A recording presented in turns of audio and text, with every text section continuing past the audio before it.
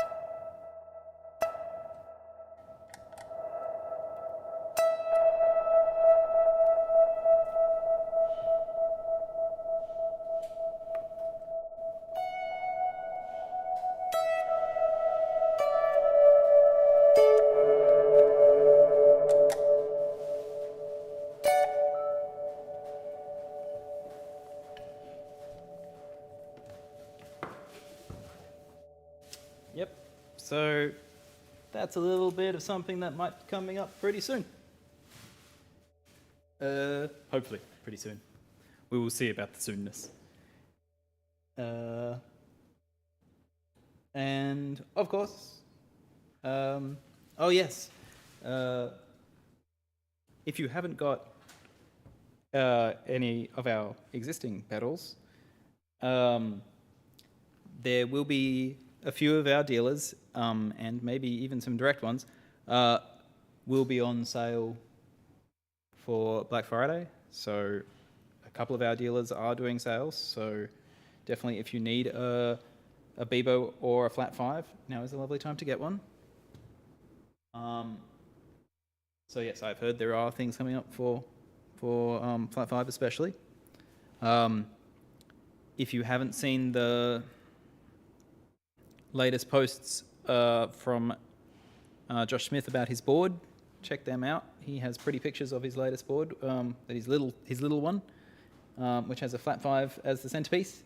And he's just done a nice little video with Sweetwater about that board, explaining how he uses Flat 5, which will hopefully be out very soon.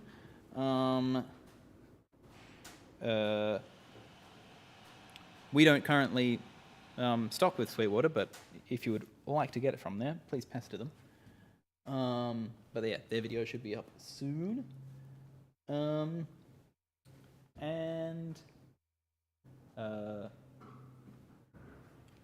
yes, the unit in... you can see a little bit of the edge of the unit in front of you. That's not the final enclosure color, as it they are off at the powder coater right now.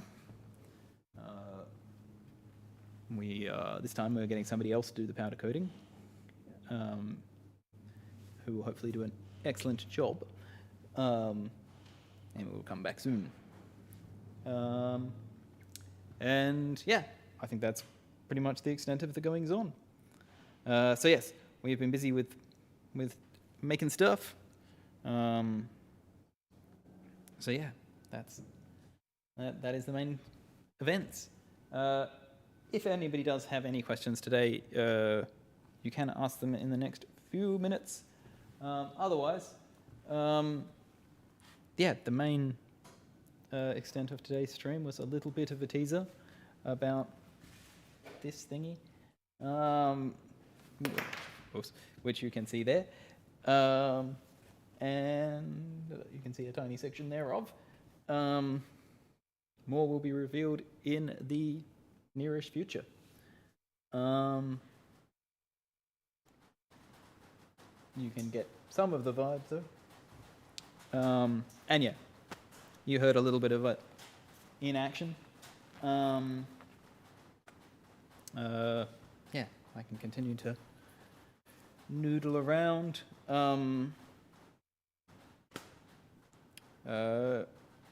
Yeah, so hopefully these will be out in the not too distant future. And yeah, if you have any questions about other stuff, feel free to ask nowish. Otherwise, that's the main thing I was going to show off today. And now I have to get back to the task at hand, I suspect. Joe is busy working away, making stuff, and I need to get back to, working on making the things actually do everything they're meant to do. So yeah. Unless any of you have any last-minute questions, if so, please state them now. Otherwise, I shall be hopefully seeing you next week with a little bit more, actual content. Yeah. So, all that.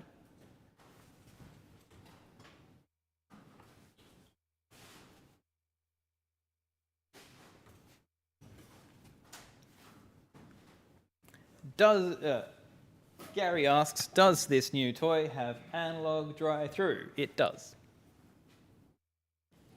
Yes, this new toy has absolutely zero latency. Well, as zero as can be given the laws of physics. Because yes, it has analog drive-through. Yeah, totally. There is no conversion of the dry path at all. Yep.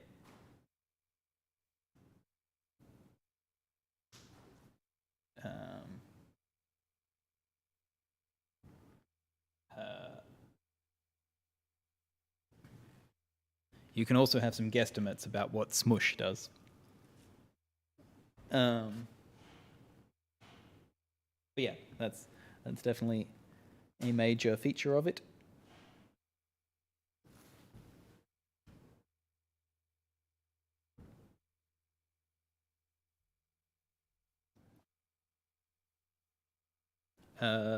Yeah.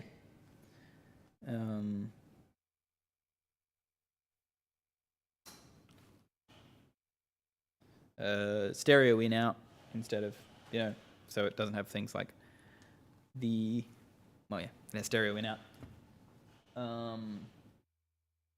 And MIDI in and out.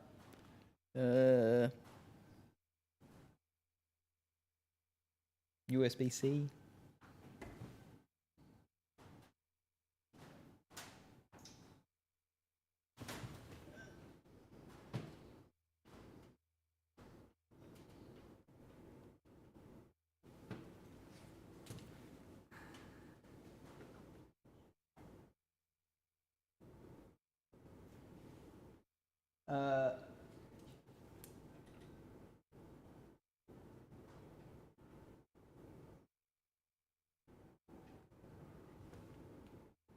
So, Gary, I'm not 100% sure about that question. What file name is the user presets Beebo?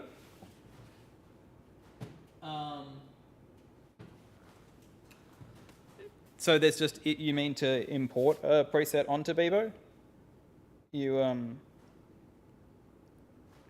Yeah, to import a preset onto Beebo, you just have a folder on a USB flash drive called presets, and then it'll import everything in that file, in that folder, and you can export if you hit export presets, they'll end up in the same place. So yeah, if you're downloading presets from something like patch storage or something like that, yeah, that's the process.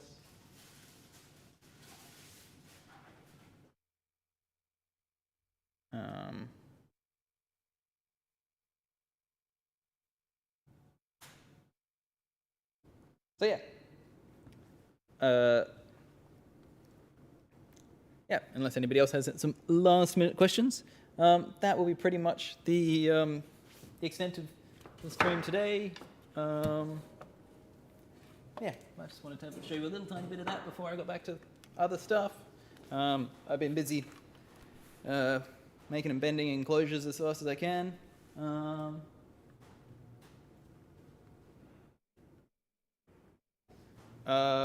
Yeah, so I've just been having fun with my press brake and things, which I thoroughly enjoy.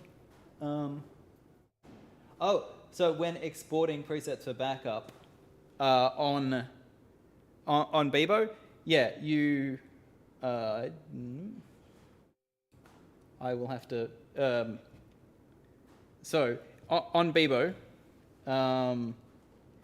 if you go into the normal bit where you load presets, you'll see there's a button that says export presets, and they'll just end up in a folder, in a folder or a directory on a USB flash drive called presets, and there'll be multiple presets in there. You can either export just the current preset or all of your presets. It'll say that when you go in there. So yeah, yeah, that's how you can back up all your presets, which is a handy idea. There isn't currently a set list, so a way to export or import a set list. So if you do want to have, if you've got multiple boards or something like that for different occasions with Beebos on them, you would just have to manually set those set lists up. Hopefully that shouldn't take too long, hopefully. It's just a question I had recently from a touring musician that was using Beebo and had multiple on different boards. So yeah, you can't export set lists. You'll just have to, in case you have a similar MIDI setup on each one or something like that. But yeah, export presets, easily done. So yeah, that's the extent for today. Might noodle a little tiny bit more.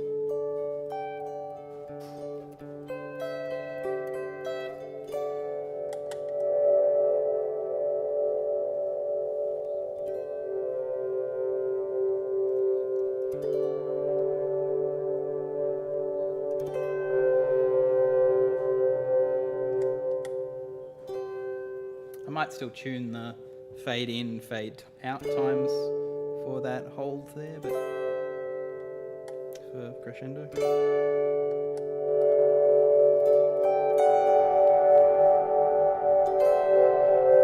Oh, yep.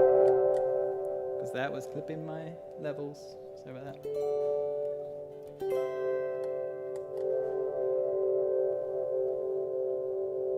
Sorry about those levels there.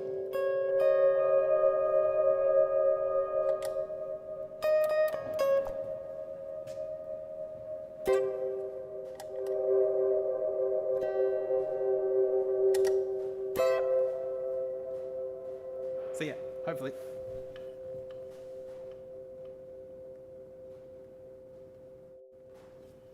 So yeah, hopefully this is out soon.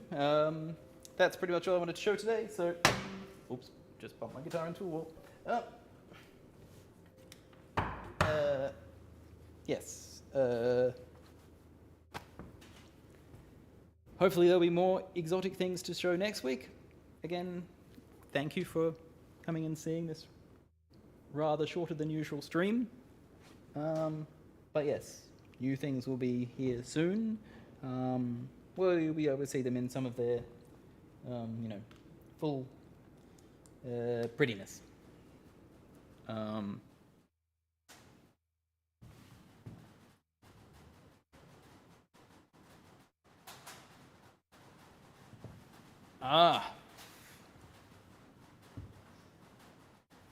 Yeah, all right.